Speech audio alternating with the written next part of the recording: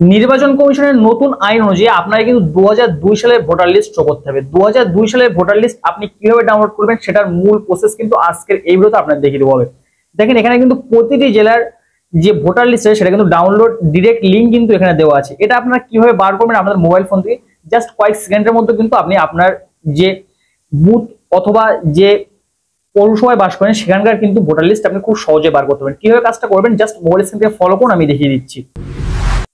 এর জন্য কিন্তু সর্বপ্রথম আপনার যে মোবাইল ফোন আছে মোবাইল ফোনে জাস্ট সার্চ বারের উপরে ক্লিক করবেন। সার্চ বারের উপরে ক্লিক করার পর এখান থেকে আপনি সার্চ করবেন এমডি নিউজ 360 লিখে, এই যে লেখাটা স্ক্রিনে শো করছে জাস্ট এই এমডি নিউজ 360 লেখা লিখে আপনি কিন্তু সার্চ করবেন। ফার্স্ট একটা ওয়েবসাইট আপনার সামনে কিন্তু ওপেন হয়ে যাবে, এইরকম ওয়েবসাইট। জাস্ট এই ওয়েবসাইটের উপরে জাস্ট একবার ক্লিক করবেন। উপরের দিকে দেখতে পাবেন তারপর একটা সার্চ বার কিন্তু দেওয়া আছে, এই সার্চ বারের উপরে কিন্তু তারপর আপনি ক্লিক করবেন। সার্চ বারে ক্লিক করার পর এখানে কিন্তু জাস্ট আপনাকে সার্চ করতে হবে 2002 লিখে সার্চ করবেন। এই যে পাশে সার্চ বারের একটা অপশন দেওয়া আছে, জাস্ট এখানে কিন্তু ক্লিক করে কিন্তু সার্চ করে দেবেন। সার্চ করে দেওয়ার পর দেখতে পাচ্ছেন যে west Bengal 2002 voter list download, পশ্চিমবঙ্গের জেলা ভিত্তিক 2002 ভোটার লিস্ট ডাউনলোড পদ্ধতি দেখুন। তো জাস্ট এই লেখাটার উপরে কিন্তু আপনাকে তারপর ক্লিক করে দিতে হবে। দেখতে পাচ্ছেন যে এই লেখার উপরে ক্লিক করে দিয়েছি। ক্লিক করার পর একটু নিচের দিকে কিন্তু আপনি স্ক্রল করবেন।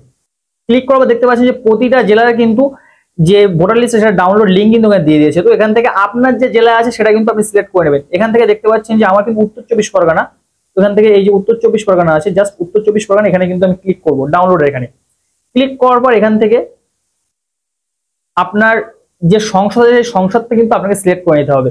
তো তারপর দেখতে পাচ্ছেন এখানে যে আমার সংসদ আছে সেই সংসদটা কিন্তু আমি সিলেক্ট করবো। আপনার যে সংসদ আছে সেই সংসদটা কিন্তু আপনি সিলেক্ট করে নেবেন এবং তারপর এখান থেকে যে আপনার বুথের যে ভোটার লিস্ট আছে সেই ভোটার লিস্ট কিন্তু এখানে শো করবে। এবার আপনি কোন স্কুলে ভোট দিতে যেতেন সেই স্কুলের নাম অনুযায়ী কিন্তু এখানে লিস্ট করা আছে এবং আপনার বুথের যে নাম্বার ছিল সেই নাম্বার অনুযায়ী কিন্তু এখানে ভোটার লিস্টটা আপনি পেয়ে যাবেন। তো এখান থেকে দেখতে পাচ্ছেন নিচের দিকে স্ক্রল করবো আমি, এখান থেকে আমার বুথে যে নাম আছে এবং যে স্কুলে ভোট দিতে যেতাম সেই স্কুলের নাম কিন্তু এখানে শো করছে। তো দেখতে পাচ্ছেন সুতিরাটি সর্দারপাড়া এফপি স্কুল। তো জাস্ট এখানে আমি ক্লিক করবো। এখানে ক্লিক করার পর এখানে কিন্তু একটা লেখা উপর দিকে শো করছে, এই লেখাটা কিন্তু আপনাকে জাস্ট ভেরিফাই করতে হবে। যে লেখাগুলো আছে দেখে দেখে সেই লেখাগুলো বসিয়ে দেবেন। ক্যাপচারটা কিন্তু এখানে ফিল আপ করবেন। ফিল আপ করার পর এখান থেকে দেখতে পাচ্ছেন যে পাশে ভেরিফাই অপশন দেওয়া আছে, জাস্ট ভেরিফাই অপশনে ক্লিক করবেন। ভেরিফাই অপশনে ক্লিক করার সাথে সাথে কিন্তু এই পিডিএফটা আপনার মোবাইলে কিন্তু আপনি পিডিএফ এর উপর ক্লিক করবেন।